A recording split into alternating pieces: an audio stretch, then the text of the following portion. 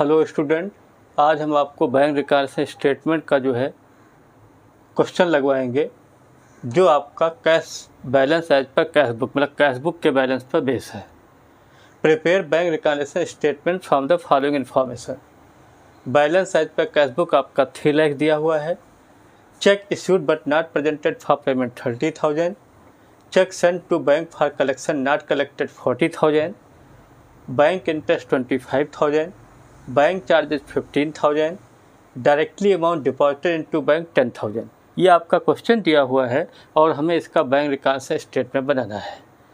तो सबसे पहले हम लोग क्या करेंगे जो है, अभी हमने पिछले वीडियो में कुछ आपको जो है रूल्स बताए थे, उन रूल्स के आधार पर ये क्वेश्चन अगर लगाएंगे तो आपका क्वेश्चन जल्दी से सॉल्व हो जाएगा। तो सबसे पहले हम इसको आपको क्लियर करेंगे कि ये जो आपके 5 पॉइंट दिए हुए हैं वो जो है ऐड होंगे या माइनस होंगे, फिर उसके बाद हम लोग बैंक रिकॉन्सिलिएशन स्टेटमेंट बनाएंगे। तो देखिए सबसे पहले यहाँ लिखा हुआ जो है balance as per cash book, इसको छोड़ दीजिए। Cheques issued but not presented for payment, देखिए इसका हमने यहाँ पर एक जो है डायग्राम टाइप का बनाया है, आपको दिख रहा होगा। देखिए एक कैश बुक होती है, पासबुक होती है, और हमने आपको बताया था कि हमें जोड़ने घटाने का जो राइट होता है कैश बुक में होता है, पासबुक में बैंक एंट्री करता है। मतलब जब हम टॉपिक पढ़ रहे होते हैं तो कैश बुक बिजनेसमैन की मानी जाती है, पासबुक बैंक की मानी जाती है। तो आपने चेक इशूड किया तो चेक जब इशू करेंगे तो कैश बुक आपकी कम हो जाएगी, कैश बुक का तराजू आपका ऊपर चला गया और जो पासबुक का तराजू नीचे हो गया। अब किसके अनुसार आप लगा रहे हैं, कैश बुक के अनुसार लगा, तो कैश बुक कब इसके बराबर होगी, जब इसको ऐड कर लेंगे। तो ये आपका पॉइंट जो है आपका ऐड हो जाएगा। अब इसके बाद सेकंड पॉइंट में आइए, cheque send to bank for collection not collected. यहाँ देखिए थर्ड पॉइंट करके हमने लिखा है कैश बुक पासबुक होती है। जब आप चेक सेंड करते हैं, पैसा डिपॉजिट करते हैं तो कैश बुक को बढ़ा लेते हैं। देखिए कैश बुक आपकी नीचे हो गई, पासबुक कम हो गई। अब किसके अनुसार लगा रहे हैं, कैश बुक के अनुसार, तो कैश बुक के अनुसार क्या होगा, माइनस होगा, ये एंट्री माइनस हो जाएगी। अभी ऊपर जब लगाएंगे तो आपको बताएंगे। फिर लिखा है बैंक इंटरेस्ट। बैंक इंटरेस्ट, मान लीजिए आपका बैंक में पैसा जमा है तो बैंक आपको इंटरेस्ट ऐड कर देता है आपके कैश पासबुक में। तो ये देखिए कैश बुक है, पासबुक है, पासबुक में बैंक ने इंटरेस्ट बढ़ा दिया, ऐड कर दिया, पासबुक नीचे हो गई, कैश बुक ऊपर हो गई। किसके अनुसार लगा रहे हैं, कैश बुक के अनुसार, तो कैश बुक में क्या करेंगे, ऐड करेंगे, तो ये एंट्री ऐड हो जाएगी। इसके बाद बैंक चार्जेज, ये देखिए fifth point, cash book passbook दो होती। मान लिया आप बैंक से बैंक ड्राफ्ट बनवाएं तो बैंक वाला क्या करता है, पासबुक से पैसा कम कर देता है, तो पासबुक का तराजू ऊपर चला गया, कैश बुक का तराजू नीचे हो गया। अब किसके अनुसार लगा रहे हैं, कैश बुक के अनुसार, तो ये कैश बुक कब इसके बराबर होगी, जब माइनस कर लेंगे तो ये पॉइंट माइनस हो जाएगा। इसके बाद directly amount deposited to bank, last point, cash book passbook, आपने डायरेक्ट पैसा पासबुक में जमा कर दिया है तो आपने क्या किया, देखिए पासबुक को बढ़ा दिया, पासबुक आपकी प्लस हो गई। देखिए पासबुक प्लस हो रही है, उसका रिएक्शन क्या हुआ, कैश बुक बढ़ गई। अब कैश बुक जो है कम हो गई। अब कैश बुक के अनुसार क्वेश्चन लगाएं तो कभी बराबर होगी, ये प्लस हो जाएगा। अब हम क्वेश्चन पे आ जाते हैं।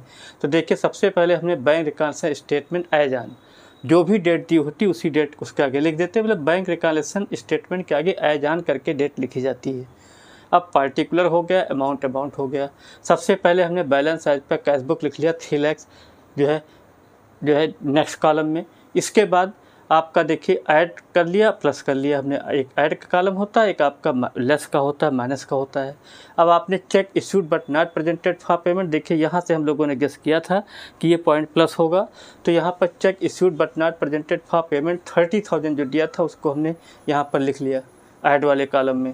इसके बाद आपका जो है नेक्स्ट पॉइंट लिखा हुआ cheque send to bank for collection not collected. तो देखिए जब आप जो चेक सेंड करते हैं तो देखिए कैश बुक को यहाँ बढ़ा लिया था, कैश बुक बढ़ गई थी, पासबुक कम हो गई थी, कैश बुक के अनुसार माइनस, तो ये एंट्री देखिए माइनस हो गई। Cheque send to bank for collection not collected करके 40,000 हमने लेस वाले में दिखा दिया। इसके बाद आपका लिखा है बैंक इंटरेस्ट। बैंक इंटरेस्ट जो है आपका ये आपका पॉइंट नंबर 4, देखिए कैश बुक पासबुक है तो यहाँ पर देखिए बैंक इंटरेस्ट को बैंक ने पासबुक को बढ़ा दिया, कैश बुक कम हो गई तो कैश बुक को भी ऐड कर लेंगे। तो देखिए बैंक इंटरेस्ट आपका 25,000 ऐड हो गया। इसके बाद बैंक चार्जेज, आपका बैंक चार्जेज का ये डायग्राम बना हुआ है। कैश बुक पासबुक कम हो गई, कैश बुक बढ़ गई तो कैश बुक को क्या करेंगे, माइनस कर देंगे। तो बैंक चार्जेज हमने 15,000 लेस में दिखा दिया है, माइनस कर दिया।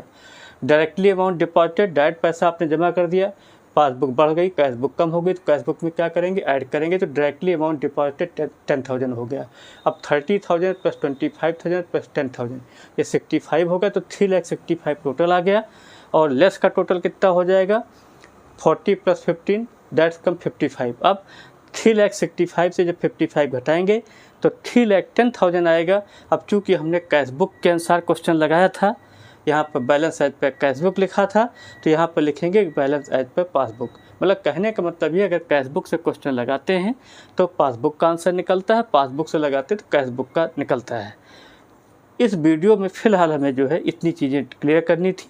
नेक्स्ट वीडियो में कोई हम और बढ़िया सी प्रॉब्लम लेंगे।